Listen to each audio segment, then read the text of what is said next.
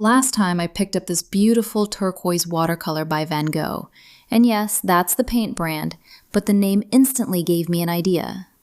I wanted to capture the feeling of a hot summer day, cooling off in the shade by a lake. So I decided to try a style I've never attempted before. Here's the process sped up of how it all came together.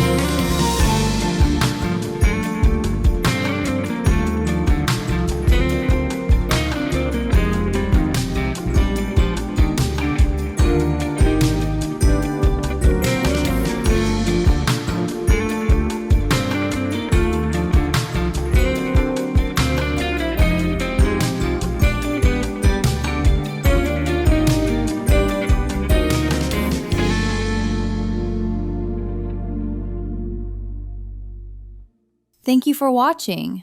What did you enjoy about this piece, or what would you change? I'd love to hear your thoughts in the comments.